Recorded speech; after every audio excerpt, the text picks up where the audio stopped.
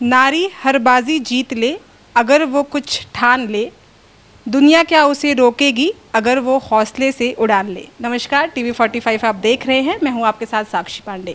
Women's day है और हम सभी जानते हैं कि अंतर्राष्ट्रीय महिला दिवस पर उन सभी महिलाओं को सम्मानित किया जाता है। पूरे विश्व में इसे बहुत ज़ोरदार तरीके से मनाया जाता है। उन महिलाओं को ये दिन समर्पित हैं, सारी नारियों को, सारी महिलाओं को ये समर्पित है जिन्होंने अपने अपने क्षेत्र में कुछ अलग करके दिखाया है और जिनके मन में वो चाह होती है कि वो दुनिया में कुछ कर दिखाएं।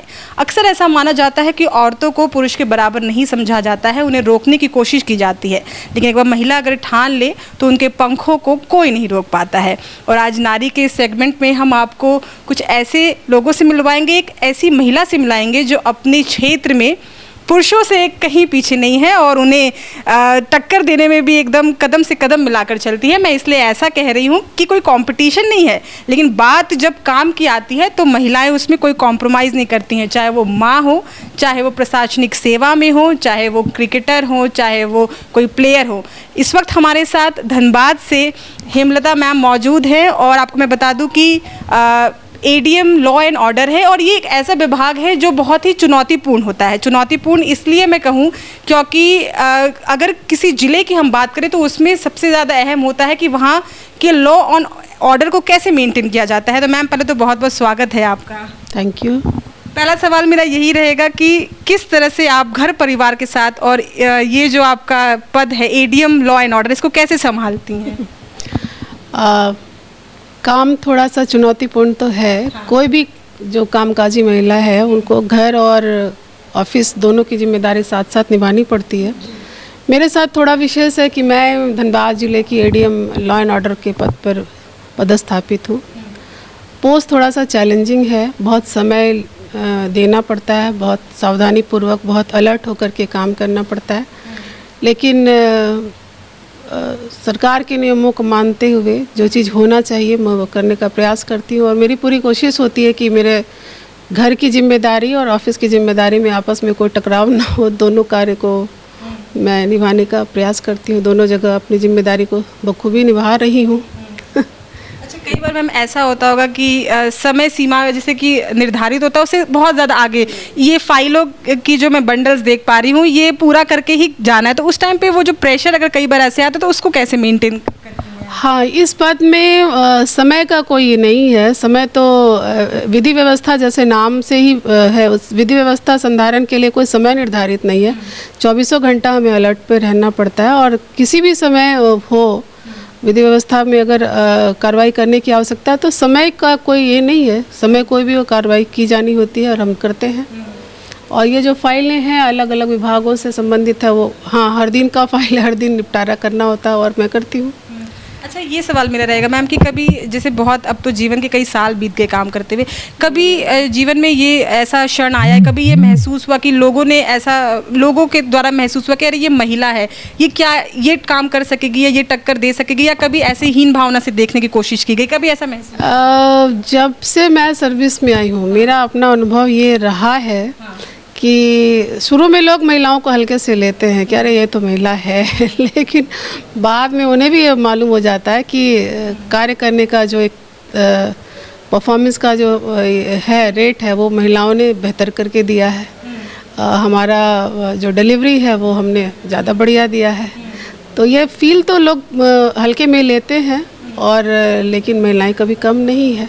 और ये आपने भी महसूस किया होगा कि महिलाएं जहाँ भी जिस भी क्षेत्र में रही हैं हमारा परफॉर्मेंस अच्छा रहा है, कई मायनों में पुरुषों से बेहतर रहा है। अच्छा, ये चीज़ बात यहाँ महिला पुरुष की नहीं, ये सवाल मैं इसलिए पूछ रही हूँ क्योंकि कई बार ऐसा होता है कि ये पहले से जज कर लिया जाता है कि अगर महिला है तो शायद वो उतना अच्छा परफॉर्म नहीं कर पाएगी। तो उस चीज़ को भी एक वो मेंटालिटी लेके चलना कि पहले से लोग सोच लेते हैं कि महिला है तो वो परफॉर्मेंस नहीं दे पाएगी, फिर घर को भी देखना के साथ ये बदल रहा है। शुरू में लोग ये समझते थे, जब हम लोग स्टार्टिंग में थे सर्विस में, जब हम आए थे उस समय लोग मानते थे, लेकिन अभी तो महिलाएं हर क्षेत्र में आगे बढ़ रही हैं और अच्छे अच्छे पदों पे एक सारी महिलाएं हैं। तो अब लोगों की धारणा बदल रही है, अभी वैसी स्थिति नहीं है। अच्छा, आपने कभी ये सोचा जब छोटी थी तो कभी मन में आया था कि इतनी बड़ी प्रशासनिक सेवा में जाएंगी एडीएम, तो बचपन में क्या एक चाहत थी कि बड़े होके क्या बनना है? शुरू से पढ़ाई में मैं ठीक ठाक या अच्छी ही थी, अच्छे स्टूडेंट्स में गिनी जाती थी। कुछ अच्छा करना है, कुछ अच्छा करके दिखाना है उसी चाहत में ये मौका मिला और मैं काम कर रही हूँ। अच्छा मैम, ये मैं जानना चाहती हूँ कि जो बच्चियाँ अभी स्कूल में पढ़ रही हैं या जो लोग अपना करियर बनाना चाहते हैं या जो लोग आपको देख रहे हैं, कई बार ऐसा होता है कि छोटे शहर से निकल के, जैसे अभी ग्रोथ हो रही है शहरों की, जैसे धनबाद की अगर मैं बात करूँ तो छोटे शहरों में जब बच्चियाँ पढ़ती हैं, आगे बढ़ती हैं, तो पेरेंट्स बड़े उनको लेके वो रहते हैं कि पॉजिटिव हो जाते हैं कि क्या ये कर पाएंगे या इनको बाहर भेजना चाहिए कॉलेज के लिए, इंस्टीट्यूशन के लिए। तो उस समय मतलब बच्चे क्या करें या उन माँ बाप के लिए आप क्या कहना चाहेंगे? नहीं, अब तो बहुत ज़्यादा स्कोप है, बहुत ज़्यादा एक्सपोज़र है बच्चों में, तो अब वो दिक्कत नहीं है। छोटे छोटे शहरों में भी बहुत अच्छे अच्छे इंस्टीट्यूट्स हैं, बहुत अच्छे मतलब सुविधाएं उपलब्ध हैं। बाहर जाते हैं जो उनको जाने का मौका मिल जाए वो अच्छा है। अच्छे शहरों में बेहतर सुविधा जरूर है, उपलब्ध है, लेकिन छोटे शहरों में भी आज के दिन में स्थिति ठीक ठाक है। वो बच्चों को मतलब परेशानी नहीं होती। जैसे मैं ही खुद देवघर से हूँ। अच्छा जी, तो मेरी पढ़ाई लिखाई सारी कुछ देवघर से ही हुई, तो बहुत ज़्यादा स्ट्रगल नहीं है। लोग बेसिक किसी भी परफॉर्मेंस के लिए आप में कितना मेहनत आपने किया ये बहुत ज़्यादा मायने रखता है, तो वो भी देखना है। और अगर किसी को अगर बेहतर मौका मिल जाए, अच्छे शहरों में जाने का मौका मिले तो सोने पर सुहागा है, अच्छा है। पेरेंट्स भी अब भेज रहे हैं, लड़कियां जा रही हैं, बच्चे जा रहे हैं बाहर, कोई दिक्कत तो नहीं है। अच्छा, जीवन में आपने जब इतनी सारा कार्यभार संभाला तो आपको क्या लगता है सबसे चुनौतीपूर्ण चीज़ क्या रही और उसको फिर आपने कैसे टैकल किया, उसको कैसे, जैसे कई बार कोई बहुत प्रेशर आया तो कभी लगा कि ये हो पाएगा नहीं हो पाएगा, तो उस वक्त आपने क्या कौन सा डिसीजन लिया? नहीं, प्रेशर के मौके आए। मैं अलग अलग पदों में रही। मैंने जब सर्विस शुरू किया तो सीओ रही, बीडीओ रही, फिर एसडीओ भी रही, फिर डीएलओ भी रही, और अभी मैं एडीएम लॉ एंड ऑर्डर के पद पे हूँ। तो देखा जाए तो लगभग हर पद ही चैलेंजिंग है, तो मैंने प्रयास किया है। हाँ, कभी कभी बहुत टफ डिसीजन लेने पड़ते हैं, बहुत बोल्ड डिसीजन लेना पड़ता है, लेकिन उस समय अपने जो प्रेजेंस ऑफ माइंड को अप्लाई करते हुए अपने विवेक से जो सही लगता है वो करती हूँ, और अभी तक कर पा रही हूँ भगवान की भीड़ हावी हो गई या जिले में कुछ ऐसी प्रॉब्लम आ गई अभी इस वाले पद पे रहते हुए, तो उस टाइम पे? नहीं, अभी धनबाद में एडीएम लॉ एंड ऑर्डर पे मेरा टर्म नया ही है। पिछले 15 दिनों से मैं यहाँ प्रभार में हूँ।